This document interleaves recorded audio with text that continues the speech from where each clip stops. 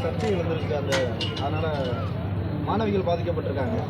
கண்டிப்பாக நீட் பொறுத்த வரைக்கும் திராவிட இயக்கங்கள் எல்லா இயக்கங்களும் தொடர்ந்து குறிப்பாக திமுக மதிமுக நாங்கள் முதல்ல தொடர்ந்து சொல்லிகிட்டு இருக்கோம். நீட்டுங்கிறது சமூக நீதிக்கு எதிரானது, மாநில உரிமைகளுக்கு எதிரானது. இந்த முறையும் அந்த கிரேஸ் மார்க்ஸ்ன்னு சொல்லிட்டு அந்த நேஷ்னல் டெஸ்டிங் ஏஜென்சி ஒரு தவறான ஒரு இதை பண்ணியிருக்கிறாங்க. இதனால் என்னென்னா நீட்டுங்கிறது தகுதியின் அடிப்படையிலுங்கிறது கிடையாதுங்கிறது மறுபடியும் இதில் நிறுவனம் ஆயிருக்கு. நீட் பொறுத்த வரைக்கும் தமிழ்நாட்டுக்கு மாத்திரம் கிடையாது, இந்தியாவிலே தவிர்க்கப்பட வேண்டிய ஒரு இது. நீங்கள் மாநில அரசுகளுக்கு முதல்ல அந்த உரிமைகள் இருக்கணும். நீட் எங்களுக்கு வேணுமா வேண்டாமாங்கிற மாநில அரசுகள் முடிவெடுக்கிற அந்த இது வரணும். கண்டிப்பாக இந்த கிரேஸ் மார்க்ஸ்ன்னு சொல்லிட்டு உண்மையிலேயே அந்த தகுதியின் அடிப்படையில் கிடையாதுங்கிறது இது நிரூபணம் பண்ணியிருக்கு. கண்டிப்பாக நீட் தமிழ்நாட்டில் நீக்கப்பட வேண்டும்ங்கிறது எங்களுடைய கருத்து. 40 எம்பிக்கள் காவேரி நீரை பெற்று தரப்பட்டாங்க அப்படின்னு எடப்பாடி அண்ணன் எடப்பாடி பொறுத்த வரைக்கும் அவர் அதிமுகவுடைய தலைவராக இருக்கிறாரு. நான் தான் அதிமுகவுடைய தலைவருங்கிற சொல்லி அப்பப்போ தான் இருக்கிறாங்க காமிக்கிறதுக்காண்டி சொல்கிறாரு. அவங்க ஆட்சியில் இருக்கும்போது என்ன பண்ணாங்க? அவங்க 10 வருஷம் கிட்டத்தட்ட இருந்தாங்க. என்ன பண்ணாங்க அவங்க? அதனால் தொடர்ந்து காவிரியை பொறுத்த வரைக்கும் நம்முடைய தமிழக முதல்வராக இருக்கட்டும், திராவிட முன்னேற்ற கழகத்தை சார்ந்த நாடாளுமன்ற உறுப்பினர்கள் தொடர்ந்து நாங்கள் குரல் கொடுத்துட்டு சட்ட ரீதியாக அதுக்குள்ள நடவடிக்கை எடுத்திருக்கிறாங்க. அந்த உச்சநீதிமன்ற தீர்ப்புக்கு எதிராக நீங்கள் காவிரி மாநிலம் சொல்லி காவிரி அந்த கர்நாடக அரசு தொடர்ந்து அந்த உச்சநீதிமன்றத்துக்கு அந்த தீர்ப்புக்கு எதிராக செயல்பட்டு இருக்கிறாங்க. அது சட்ட ரீதியாக தமிழ்நாடு அரசும் அதுக்குண்ட போராடிட்டு இருக்கிறாங்க. கண்டிப்பாக அடுத்து வர காலங்களில் அதுக்கு ஒரு நல்ல ஒரு தீர்வு வரும் நாங்கள் எதிர்பார்க்குறோம். 5 ஆண்டு நீடிக்குமா சார் இந்த வரப்பு ஆட்சி? நீங்கள் இந்த என்டிஏ பொறுத்த வரைக்கும் இந்த கூட்டணி பாஜக கூட்டணி பொறுத்த வரைக்கும் அவங்க ஒரு நேச்சுரல் அலையன்ஸ் கிடையாது. இதில் பல பேர் அந்த கூட்டணியில் பிற இயக்கங்கள் பாஜக தவிர்த்து பிற இயக்கங்கள் பொறுத்த வரைக்கும் ஒரு நிர்பந்தத்தின் காரணமாக அந்த கூட்டணியில் இருக்கிறாங்க.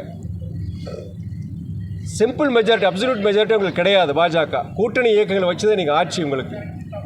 அவங்க இன்றைக்கி என்ன பாஜக பண்ணுவாங்கன்னா, அடுத்து நான் சொல்கிறது பிற இயக்கங்கள் நீங்கள் இந்தியா கூட்டணி பிற இயக்கங்கள்லேருந்து ஏற்கனவே உங்களுக்கு தெரியும். உங்களுக்கு மகாராஷ்டிராலும் சரி கர்நாடகாவும் சரி அவங்க மாநில தேர்தல்கள் தோற்றும் பொழுதும் கடந்த கோவாலையும் சரி பல பிற மாநிலங்களில் ஆட்சி இழந்தோம். அவங்க அங்கே இருக்கிற கட்சிகளை உடைச்சி அவங்க ஆட்சியை கைப்பற்றியிருக்கிறாங்க. இப்போ பொறுத்த வரைக்கும் அவங்க சிம்பிள் மெஜாரிட்டி கிடையாது. தெலுங்கு தேசம் வச்சு நிதிஷ்குமார் கட்சியை வச்சு தான் இன்றைக்கி ஆட்சி அமைக்க போகிறாங்க அவங்க. ஆனால் அவர் டிடிபி தெலுங்கு தேசம் பொறுத்த வரைக்கும் நிதிஷ்குமார் கட்சியை பொறுத்து இல்லாமல் நம்ம கையில் கட்டுப்பாடு வேணும்னு சொல்லிட்டு பிற இயக்கங்களை உடைக்கிறதோ அங்கே இருக்கிற நாடாளுமன்ற உறுப்பினர் கையகப்படுத்துறதுக்கோ அடுத்த கட்ட முயற்சி பண்ணுவாங்க. ஏன்னா கடந்த 10 வருடம் அதெல்லாம் செஞ்சுட்டு இருந்திருக்கிறாங்க அவங்க. இந்த ஆட்சி பொறுத்த வரைக்கும் கண்டிப்பாக நிலைக்காது. அதை தக்க வச்சுக்கிறதுக்கு இந்த தவறான இதை கையாளுவாங்க. கடந்த முறை இப்படி தான் செஞ்சுருக்கிறாங்க. உங்களுக்கு எல்லாம் பத்திரிகை நண்பருக்கு எல்லாருக்கும் தெரியும். உங்களுக்கு மகாராஷ்டிராவில் அவங்க ஆட்சியை பிடிக்கலையே. அவங்க அங்கே இருக்கிற 2 பெரிய கட்சிகள் சரத்பவார் கட்சியோ அதுக்கப்புறம் நம்மளுடைய சிவசேனா கட்சியும் 2 கட்சியும் உடைச்சி அங்கே ஆட்சி நடத்திட்டு இருக்கிறாங்க. பல மாநிலங்கள் இந்த மாதிரி தான் பண்ணியிருக்கிறாங்க. இன்றைக்கி ஒன்றியத்தில் அதே மாதிரி தான் சிம்பிள் மெஜாரிட்டி கிடையாது. இன்றைக்கி தெலுங்கு தேசம் நிதிஷ்குமார் வச்சு பண்ணியிருக்கிறாங்க. ஆனால் தொடர்ந்து 5 வருஷத்துக்கு அவங்க ஆட்சியை தக்க வச்சுக்கிறதுக்கு பிற இயக்கங்களை உடைப்பாங்க. ஏதாவது இல்லாட்டி இடி இன்கம் டேக்ஸ் வச்சு இதை கேஸை போட்டு சில எம்பிகளை சில முக்கியமான தலைவர்களை தன் பக்கம் இழுக்க பார்ப்பாங்க அவங்க.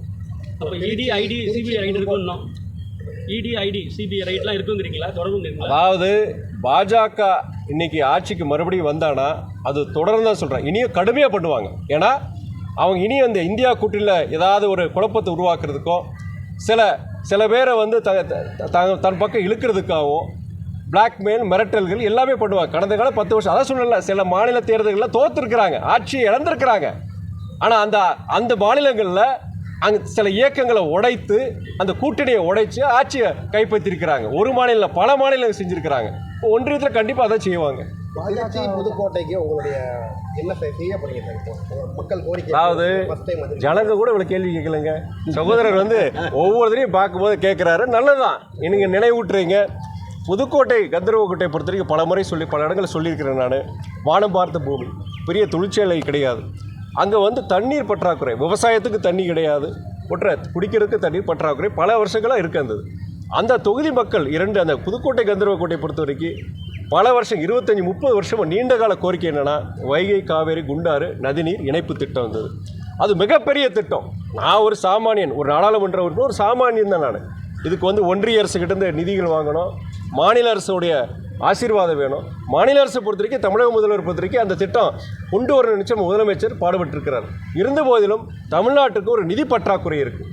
இப்போது மறுபடியும் பாஜக இன்னைக்கு ஆட்சி அமைக்கிற சூழ்நிலையை பொறுத்த வரைக்கும் இப்படிப்பட்ட பெரிய திட்டங்களுக்கெல்லாம் ஒன்றிய அரசுடைய அவங்களுடைய ஒரு உதவியும் அவங்க இது ஆசீர்வாதம் இருந்தால் தான் பண்ண முடியும். ஒரு நாடாளுமன்ற உறுப்பினராக நான் அன்றைக்கி ஜெயிச்ச பிறகு அதை சொன்னேன், தேர்தல் முடிந்து விட்டது.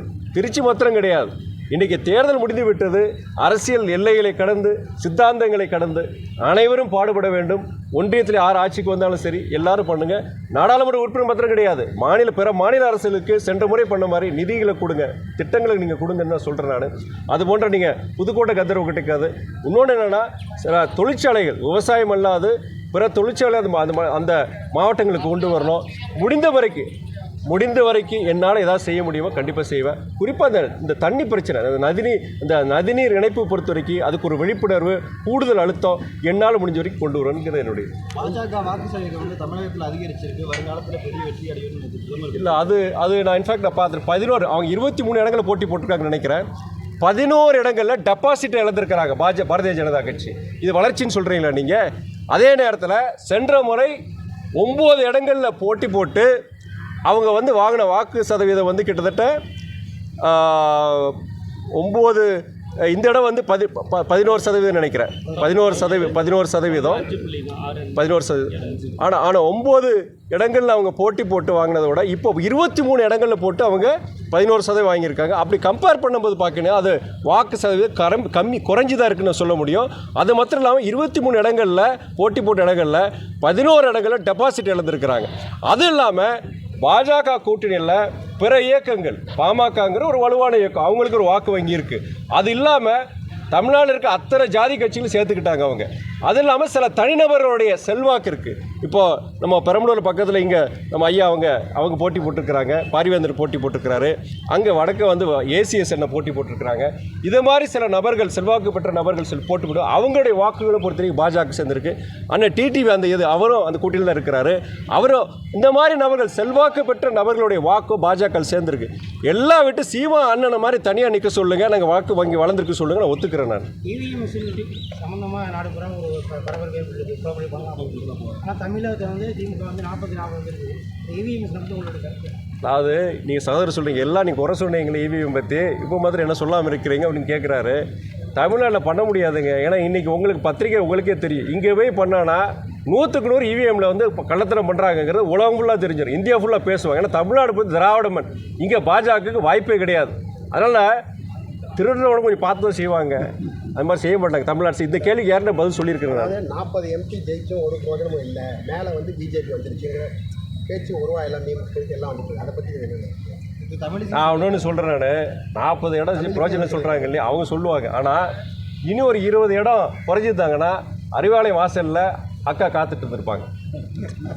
திமுக வாக்கு சதவீதம் குறைஞ்சிருக்கு, வாக்கு குறைஞ்சிருக்க சொல்ல முடியும். நீங்கள் ஒவ்வொரு எலெக்ஷனும் பொறுத்த வரைக்கும் என்னன்னா நீங்கள் பட் என்னென்னா என்னை பொறுத்தவரை 2024 இந்த நாடாளுமன்ற தேர்தலை பொறுத்த வரைக்கும் நீங்கள் பாஜகவுடைய அவங்க பிரச்சாரம் அதாவது மக்களை, அதாவது ஜாதியால் மதத்தால் பிரிக்கிற மாதிரி ஒரு பிரச்சாரம் ப்ளஸ் அவங்கள பொறுத்த வரைக்கும் நீங்கள் உங்களுக்கே தெரியும், ஒரு கேண்டிடேட் பேர் சொல்ல விரும்பலை நான், அவருக்கு பணம் செலவழித்து அதற்கு பணம் அது ஒரு இதாகிடுச்சு.